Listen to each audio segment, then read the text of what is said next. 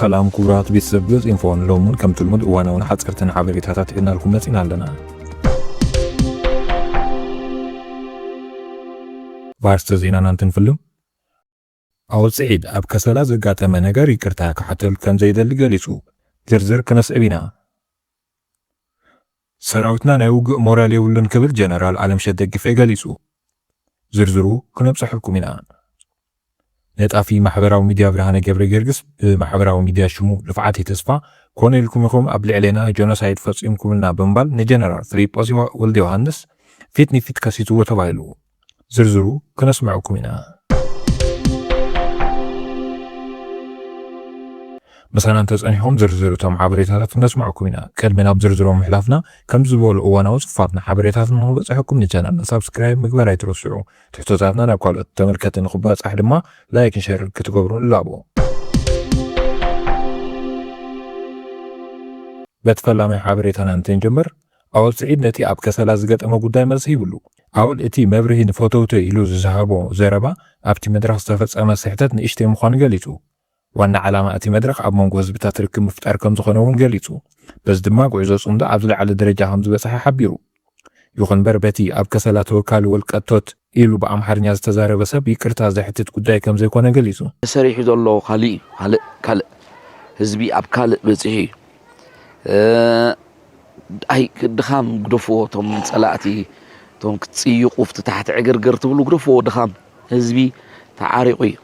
ኣዝዩ ዓብዪ ስራሕ ተሰሪሑ ኣብ መሬት ዘሎ ሓቂ ካሊእ እዚ ቀንጠምን ተኽተኣራርዩ ኣይጥዋዓሉን ከመስገን ነዚ ዘሎ ሰላም ርእቶይ ክህበሉ ሓጎሰይ ክገልጽ ስለ ዝበለ ሰኢለ ዳይቲ ጌጋብዚ ስለዚ ኣብ መድረኽ ሰብ ተጋጊዩ ኢልካ ዓይኒ መዓተ ዓይንቲ ከምዚ ኢሉ እናጠሞቶ ከሎ ሓንቲ ቃል ኣምሊቑ ኢልካ መንደረጋ ሓይትፍንወሎን ኢኻ ዝኾነ ነቶም ፈተውትና ኢና ንምልስ ዘለና ጽልኢ ከነሳውር ኣይንገይሽን ኢና ስራሕና ኣይኮነን ስራሕናዮ ስራሕ ኣመስኪሩ ስለ ዝኾነ ኢና ሕጂ እውን ንዛረብ ዘለና።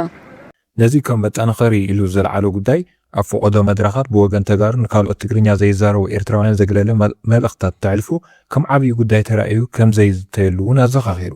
ንኣብነት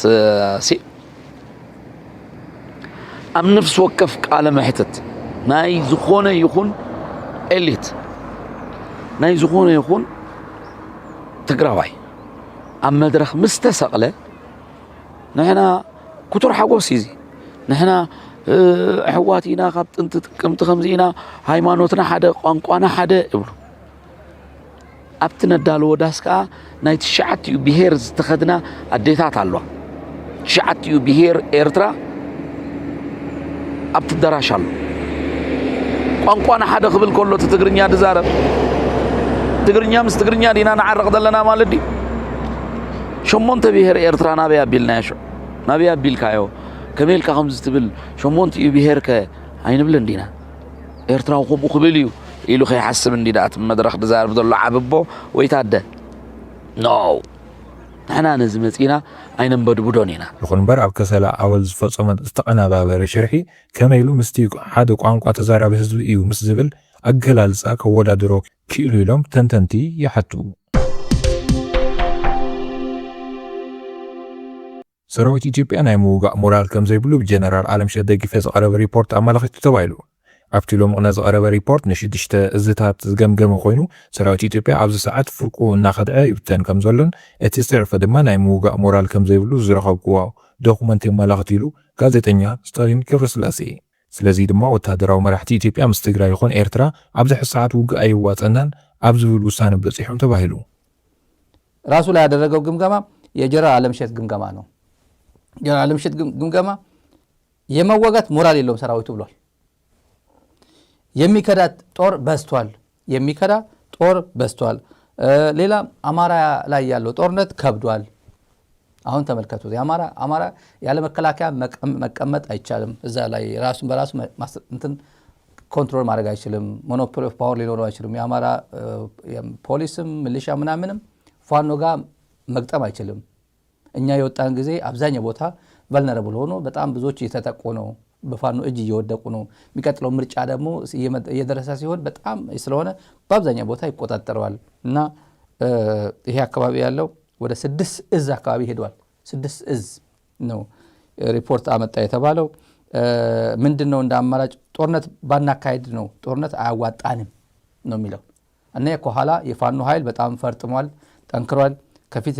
ከፊት ለፊት ያለው ትግራይ እኛ እንደምናያት ትግራይ ደክማለች እኮ እንደዚህ ምናምን እንደምንለውና የአዲስ አበባ የሄዱት የነጻርቃን ሪፖርት ውሸት ነው ብሏል። ውሸት ነው ይኹን በር ኣብ ልዕሊ ትግራይ ኢኮኖሚያዊ ማዕቀባት ንክግበር ኣብ ምርድዳእ ከም ዝወፅሑ እቲ ዝተረኸበ ሓበሬታ ይረድእ። ኣብቲ ሎሚ ቐነ ሸሊኹ ዝወፀ ገምጋማዊ ሰነድ ውድብ ብልፅግና እውን ብተመሳሳሊ ኣብዚ እዋን ኩናት ንሰራዊት ኢትዮጵያ ከቢድ ፈተና ከም ዝኾነ እቲ ሰነድ ምግላፁ ኣብ ዝሓለፈ ዜናና ገሊፅና ምንባርና ይዝከር። ነጣፊ ማሕበራዊ ሚድያ ብርሃነ ገብረ ገርግስ ብማሕበራዊ ሚድያ ሽሙ ልፍዓቲ ተስፋ ኮነልኩም ኢኹም ኣብ ልዕልና ጀኖሳይድ ፈፂምኩምልና ክብል ንጀነራል ፊሊጶስ ፊት ንፊት ከሲስዎ ተባሂሉ። መስራቲ ጽምዶ ዝኾነ ልፍዓቲ ተስፋ ንፈለማ እዋን ኣስመራ ኣብ ዝኸደሉ ብዙሕ ዘይተሰምዑ ነገራት ከም ዝፈጸመ ኣብቲ ጽምዶ ተሳታፊ ዝነበረ ካሳ ሓየሎም ዝተባሃለ ውልቀ ሰብ ገሊጹ። ከም ኣጋላልጻ ካሳ ጽምዶ ኣጀማምሩ ዝተፈላለዩ ደረጃታት ዝሓለፈ ከም ዝኾነን ብርሃነ ዋና ተወሳኢ ከም ዝነበረን ገሊጹ። ብርሃነ ኣብ እዋን ጽምዶ ምስ ላዕለዎት ሰበስልጣን ኤርትራ ከይቀረየ ከም ዝተረኽቦ እውን ገሊጹ። ይኹን በር ብርሃነ ኣብ ጉዳይ ትግራይ ከም ዘይዋገን በዚ ድማ ብወገን ሰበስልጣን ኤርትራ ከም ዘይተፈትወን ወሲኹ ገሊጹ።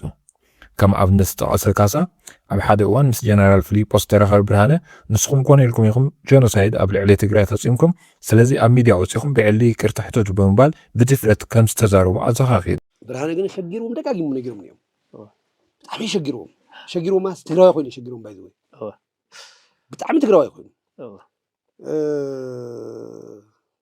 ብዙሕ ዚበል እዮም ዝልዎ ብርሃነ ድማ ሕሰብን ብርሃነ እዩ ተረዲእካኒ ብርሃነ እዩ በቃ ብጣዕሚ እየሸጊርዎ ወላ ኣናሊሲስ እውን እኮ ኣብ መንጎ ንሱን ኣብ መንጎ ስዒድ ኣወል ስዒድን እኮ ዘሎ ኣናሊሲስ ተንሚድ ዓፀወን ገለ እዩ ዝብል ኣወል ስዒድ ማለት ያው መሃይም ጥረ መሃይም እዩ ድሓር እቲ ግን ሜዳ ከምዚ እኮ እዩ ገለ በለ ክላሪፋይ ንክገብር ዝኸዶ ርሕቀት ነይረስ ተጨንቅኩም ዘሎ ብርሃነ أنا بقى فيتي برهانة بايزة الحريقة فيتي برهانة سوي أكتيفست مخانو قال فلتي حدا خلطة يزي بعيني يقول حلوي اللي نتيجه وين وفلتين ورا الناس برهانة وبينا كفينا ينفلتن وبرهانة حدا تبعي بسرو تنقركها بقى مالس زي سبنا ذلو زموسولز قبري زناقري ولا جيجا يخون مالتي حدا زروه اللي نقركها له كهل أي اللي تجراي ذلو قلنا نقركها كده عندهم دبلوماتيك يكونه أنا حدث نجار نمسؤ خينو زرخهم تم عزستي بتجرايسي كون لكم يخص خجنا سعيد فصوم الله بقيت أمي كناس زخنا جل يكونن كون لكم يخم لتجراي دمسنات يخم تصرفوا زي حدش نجار يكونن ولا ساعة شو عتيونه غيركم ስለዚህ ቢፍ አሚቀርታት ይቆለለኩም ይልዝ እቲ ተማጀር ሽም ነገር ወይ ካው ሙሱ ሓደ ትግራዋይ ነይሩ ይጽላል ፊሊጶስ ማለት እዩ እወ እዚ ትሙሱ ነረ ይለግረለ ዋታ ዞላታ ዑዲ ገለ ይለግረለ ዘሎ ብስሩት ቢኩም ይኹም ትግራይ ኮነልኩም ይኹም ድማ ገይርኩም ስለዚህ እዚ ይቅርታቱ ለለኩም ብስሩ ቢፍ አሚቀርታቱ ዘለኩም ብርሃነ ኣብ ዝገብሮም ዝነበረ መልእኽታት ጽምዶ ዋና አጀንዳኡ ህዝቢ ምስ ህዝቢ ምርኻብ እምበር ብዛዕባ ዝተፈጸሙ ገበናት ከም ዘይኮነን ኣብ ልዕሊ ትግራይ ዝተፈጸሙ ገበናት ብኻሊእ መስርሕ ክርአ ከም ዘሎ ይገልጽ ነይሩ እዩ። ቅድሚ ብግንባር ምዕራብ ምእሳር እውን ንኣብይን ኢሳያስን ጀኖሳይደራት እዮም ምባሉ ይዝከር። ፕሬዚደንት ኢሳያስ ዝመርሖ መንግስቲ ኤርትራ ኣብ ልዕሊ ህዝቢ ትግራይ ጀኖሳይድ ፈጺሙ እዩ፣ ግፍዒ ፈጺሙ እዩ፣ መሰረተ ልምዓት ኣዕንዩ እዩ። ኣብዚ ኮምፕሮማይዜሽን የለን። እዚ ናተይ እምነት እዩ። ጀኖሳይደር ኢልካ ከተኣምን ማለት እዩ። Yes, genocider. President Isaias is a genocider, just like Isaias. Mano, like Abiy Ahmed. Abiy Ahmed genocider. Isaias genocider. After Khunat Gizi na Somalia President Zinarawun genocider. Taradihan, Uzis Nate Imnati. genocide khaytብል genocide ትልተኾንካ ኣብ ጽምዶ ይተቐጽል ኮይኑ ግን እዚ ኻሊ ጉዳይ ኣብ መወዳእታ ከመጋላልጻ ካሳ ምኽንያት መእሰሪ ብርሃነ ምስቲ ጉዳይ ጽምዶ ዝተኣሳሰረ ከም ዝኾነ ገሊጹ።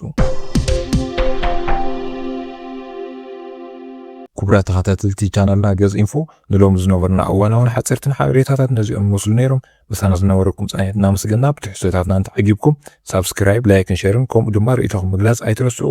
ሰናይ ግዜ ይኹነልኩም።